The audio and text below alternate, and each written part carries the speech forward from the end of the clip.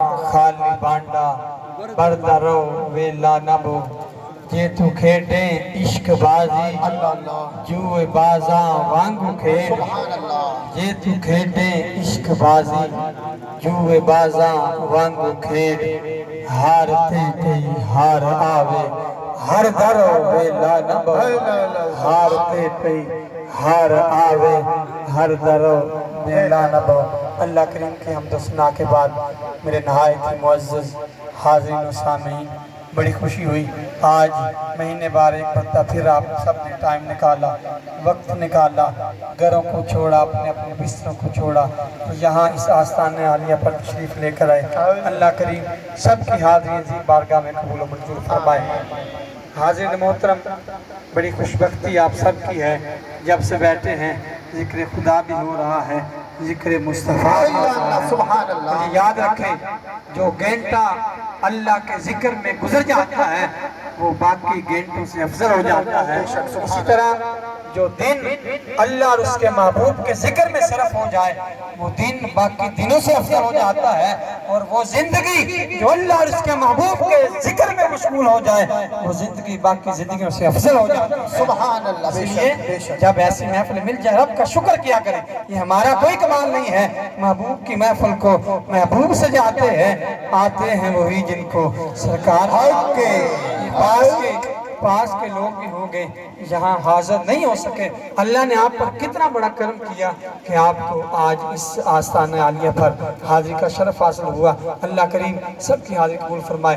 جو آیت مقدسہ میں نے تلاوت کرنے کا شرف حاصل کیا، اللہ کریم قرآن میں فرماتا ہے الا ان اولیاء اللہ لا خوف علیہم ولا هم یحزنون۔ جو میرے دوست ہوتے ہیں نا، جو ولی ہے نا، یہ ولی جو اللہ کے نیک لوگ ہوتے ہیں، یہ اللہ کے دوست ہوتے ہیں، یہ اللہ کے دوست ہوتے ہیں۔ اللہ کے دوست یہ کیوں بنتے ہیں؟ کیونکہ انہوں نے سارے پر یہ ذکر خدا کیا ہے یا ذکر مصطفیٰ کیا ہے۔ تو اللہ کیا فرماتا ہے کہ جو میرے دوست ہیں نا، انہیں نہ تو کوئی خوف ہے نہ ہی کوئی غم ہے، نہ کوئی خوف ہے نہ کوئی غم ہے۔ یقیناً اللہ تعالیٰ اپنے دوستوں کو، اپنے ولیوں کو نہ خوف اور خوف کا سرٹیفکیٹ دے رہا ہے کہ تمہیں نہ تو کوئی دنیا میں خوف ہے، پھر صرف اللہ انہیں خوف کا سرٹیفکیٹ نہیں دیتا بلکہ جو ان کے ساتھ مل جاتا ہے، جو ان کے ساتھ جڑ جاتا ہے، جو ان کی سنگت اختیار کرتا ہے، پھر اللہ فرماتا ہے جو میرے محبوب بندوں کے ساتھ جڑ جاتا ہے پھر انہیں بھی اس دنیا میں نہ کوئی خوف ہے نہ کوئی ڈر ہے، انہیں بھی نہ کوئی خوف ہے نہ کوئی ڈر ہے۔ یقیناً پریشانیاں لوگوں کو آتی رہتی ہیں، نیک جو بندے ہوتے ہیں، نیک لوگ ہوتے ہیں، جو اللہ کے دوست ہوتے ہیں، پریشانی انہیں بھی آ جاتی ہے، مشکل انہیں بھی آ جاتی ہے، لیکن اللہ کریم انہیں ایسا حوصلہ دے دیتا ہے، ایسا صبر دیتا ہے، پھر لوگ ان کے صبر پر رشک کرتے ہیں کہ یار اتنی بڑی پریشانی رب نے اس بندے کو دی ہے لیکن اس کا صبر جو ہے وہ قابل رشک ہے۔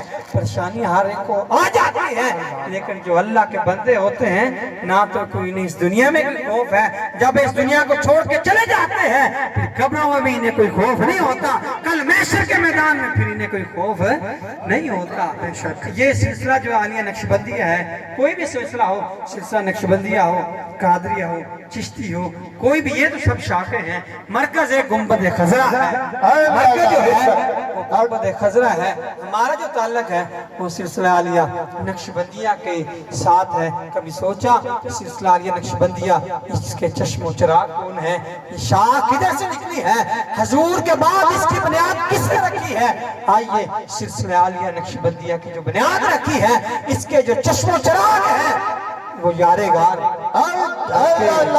یار مزار غار، سبحان اللہ سبحان اللہ، خلیفہ اول، خلیفہ بلا فصل، حضرت سیدنا صدیق اکبر، سبحان اللہ، ہمارے رہبر، ہم سب کے رہبر صدیق اکبر رضی اللہ تعالیٰ عنہ، وہ ہمارے سلسلہ عالیہ نقشبندیہ کے سرتاج ہیں۔ پتہ ہے کون سیدنا صدیق اکبر ہیں؟ آپ کی شان کیا ہے؟ حضور صلی اللہ علیہ وسلم نے ارشاد فرمایا تیری اور میری بات جھوٹی ہو سکتی ہے، تیری اور میری بات جھوٹی ہو سکتی ہے لیکن جو تاجدار کائنات فرما دے وہ کبھی جھوٹا نہیں ہو سکتا۔ حضور نے فرمایا سیدنا صدیق اکبر کی شان میں آپ نے فرمایا میری پوری جو امت ہے اس کے ایمان کا وزن ایک پلڑے میں رکھ دیا جائے اور میرے صدیق کا ایمان اکیلے کا ایک پلڑے میں رکھ دیا جائے، اگر وزن کیا جائے تو صدیق کا پلڑا پھر بھی بھاری ہو جائے گا۔ کون سیدنا صدیق اکبر؟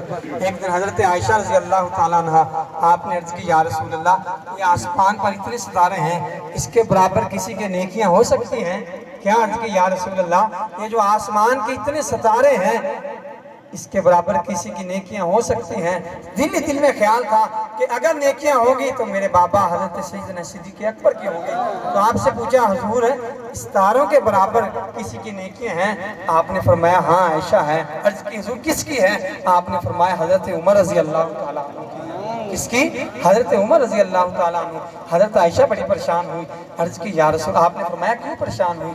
عرض کی یا رسول اللہ صلی اللہ علیہ وسلم، میرے دل میں خیال تھا، میرا جو گمان یہ تھا کہ اتنی نیکیاں تو میرے بابا حضرت سیدنا صدیق اکبر کی ہوگی۔ آپ نے فرمایا ہے حضرت عمر کی ہیں۔ آپ نے فرمایا اے عائشہ گھبرانے کی ضرورت نہیں ہے، پریشان ہونے کی ضرورت نہیں ہے، تیرے بابا سیدنا صدیق اکبر کی تو نیکیاں وہ جو غار میں 3 راتیں گزری ہے نا، جو غار میں 3 راتیں گزری ہیں، ان راتوں میں سے ایک رات کی نیکی آسمان کے ستاروں پوری عمر کی نیکیاں تو ایک طرف۔ فرمایا عائشہ گھبراتی کیوں ہے؟ تیرے بابا کی نیکیاں ایک جو غار میں جو رات گزری ہے اس رات جتنی اتنی نیکیاں ہیں۔ تو کبھی سوچیں کہ سیدنا صدیق اکبر نے غار میں کیا کیا؟ کیا نمازیں پڑھتے رہے؟ کیا روزے رکھتے رہے؟ کیا ادھر زکوٰۃ صدقے کرتے رہے؟ کبھی سوچا کہ ایک رات کی نیکیاں آسمان کے ستاروں جتنی ہیں تو پوری عمر کی نیکیاں کتنی ہوگی؟ تو ایک رات کی نیکیاں کیوں پڑھی؟ کیا وہ غار میں نمازیں پڑھتے رہے؟ نہیں، کوئی نماز نہیں پڑھی، کوئی صدقہ کوئی زکوٰۃ نہیں دی، بلکہ حضرت سیدنا صدیق اکبر کی آنکھیں تھی، سامنے والدہا کا چہرہ تھا۔ سیدنا صدیق اکبر کی آنکھیں تھی، سامنے والدہا کا چہرہ تھا۔ 3 دن اور 3 راتیں جو غار میں گزاری ہیں، سیدنا صدیق اکبر اپنے محبوب کا چہرہ دیکھتے رہے، وہ چہرہ جس کے بارے میں رب قرآن میں فرماتا ہے والدہا واللیل اذا سجا، وہ سینہ جس کے بارے میں رب فرماتا ہے علم نشرح لک صدرک، وہ چہرہ دیکھتے رہے۔ پتہ چلا کہ نبیوں کا چہرہ دیکھنا بھی اللہ تعالیٰ کتنا مقبول بنا دیتا ہے۔ تو آج کے دور میں نبی نہیں آنے، حضور نے فرمایا میرے بعد کوئی نبی نہیں آنا، لیکن جو میری امت کے ولی ہوں گے، جو اولیاء ہوں گے، وہ نبیوں جتنا کام کریں گے، وہ نبیوں جتنا کام کریں گے۔ پتہ چلا آج کے دور میں کسی اللہ کے بندے کا چہرہ دیکھنا بھی عبادت ہے، کسی اللہ کے بندے کی چہرے کی زیارت کرنا بھی عبادت ہے۔ بلکہ حضرت امام مجدد الفسانی رحمۃ اللہ تعالیٰ علیہ آپ نے فرمایا کہ اگر کسی اللہ والے کی بارگاہ میں بیٹھ جاؤ نا، اللہ والے کی بندے کی بارگاہ میں بیٹھ جاؤ، پھر کوشش کیا کرو ہو اللہ کا بندہ، ہو واقعی اللہ کا بندہ، جس کی صورت دیکھ کر تمہیں اللہ یاد آ جائے، وہ واقعی اللہ کا بندہ۔ تو کیا فرمایا حضرت امام مجدد الفسانی نے، جب کسی اللہ والے کی بارگاہ میں جاؤ نا، پھر اس کے چہرے کو تکتے رہا کرو، چہرے کو تکتے رہا کرو۔ یہ کسی عام بندے نے نہیں فرمایا، بلکہ آج سے 100 سال پہلے جو ایک اللہ کا بندہ ہوا تھا اس نے فرمایا ہے جب اللہ کے بندے کی بارگاہ میں بیٹھو نا، اس کے چہرے کو تکتے رہا کرو، چہرے کو تکتے رہا کرو۔ ہو سکتا ہے کہ اس کی نگاہ آپ پر پڑ جائے، ہو سکتا ہے اس کی نگاہ بھی آپ پر پڑ جائے۔ اگر اس کی نگاہ ایک مرتبہ بھی آپ پر پڑ جائے گی، زندگی بھی سنور جائے گی، آخرت بھی سنور جائے گی۔ سبحان اللہ، زندگی بھی سنور جائے گی، آخرت بھی سنور جائے گی۔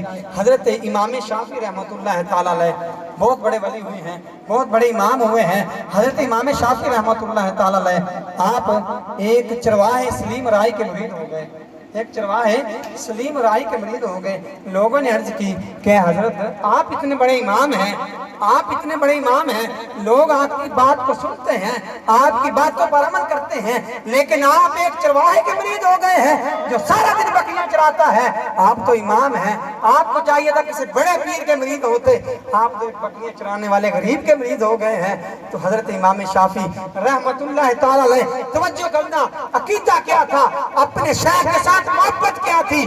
حضرت امام شافعی رحمۃ اللہ تعالیٰ علیہ آپ نے فرمایا اے سنگیا، ہے تو وہ ایک چرواہا، ہے تو وہ ایک چرواہا، میں نے 40 سال عبادت کی کی ہے, 40 سال میں نے نمازیں پڑھی ہیں, لیکن ایک مرتبہ وہ چرواہے کی سنگت میں بیٹھا ہوں, ایک مرتبہ وہ چرواہے سلیم رائی کی سنگت میں بیٹھا ہوں.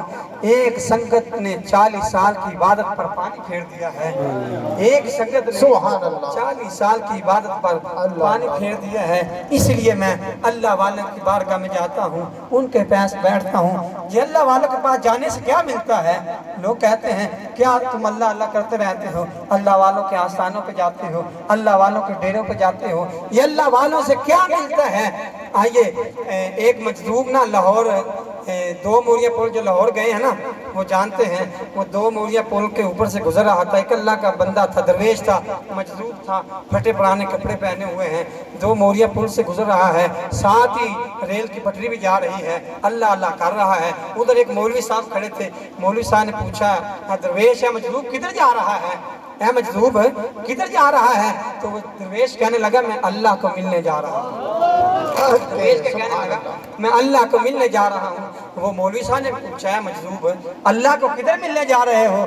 وہ درویش کہنے لگا میں اللہ کو ملنے داتا صاحب کی نگری میں جا رہا ہوں, میں داتا صاحب کے آستانے جا رہا ہوں, ادھر جا کر میں نے اللہ کو ملنا ہے. وہ مولوی صاحب کہنے لگے تو بھی عجیب بندہ ہے, تو بھی عجیب مجذوب ہے, اللہ تو ہر جگہ ہے, تو اللہ والے کے بندے کے پاس کیوں جا رہا ہے؟ وہ اللہ والوں کو مانتا نہیں تھا. تو اللہ والے حضور داتا صاحب کی بارگاہ میں اللہ کو ملنے کیوں جا رہا ہے؟ اللہ تو ہر جگہ موجود ہوتا ہے. وہ مجذوب نے سوال کیا ہے مولوی صاحب تم کدھر جا رہے ہو؟ بڑی قابل توجہ بات ہے, مولوی صاحب تم کدھر جا رہے ہو؟ مولوی صاحب کہنے لگے میں نے سفر کرنا ہے, میں نے ٹرین پر بیٹھنا ہے, میں اسٹیشن پر جا رہا ہوں, میں اسٹیشن پر جا رہا ہوں. وہ اللہ والے نے کہا, وہ مجذوب نے کہا اے مولوی صاحب ریل تو ادھر پٹری سے بھی گزرنی ہے, ریل تو ادھر پٹری سے بھی گزرنی ہے, تو اسٹیشن کیوں جا رہا ہے؟ جب ریل ادھر سے گزرے تو ادھر سے بیٹھ جانا. وہ مولوی صاحب کہنے لگے مجذوب تو واقعی پاگل ہے, تو واقعی پاگل ہے, ریل ادھر سے گزرنی ضرور ہے لیکن اگر ریل میں بیٹھنا ہو اسٹیشن پر جانا پڑتا ہے, پھر ٹکٹ لینی پڑتی ہے. جب ریل میں بیٹھنا ہو پھر اسٹیشن پر جانا پڑتا ہے, پھر ٹکٹ لینی پڑتی ہے, ادھر آ کر ریل رکتی ہے, پھر میں اس پر سوار ہوں گا. تو اللہ والے نے کہا اے مولوی صاحب یہی بات میں تمہیں بتا رہا ہوں, اللہ ہے تو ہر جگہ, اللہ ملتا تو ہر جگہ ہے, لیکن اگر صحیح معنوں میں ملنا ہو تو اللہ والوں کے ڈیروں پہ جانا پڑتا ہے.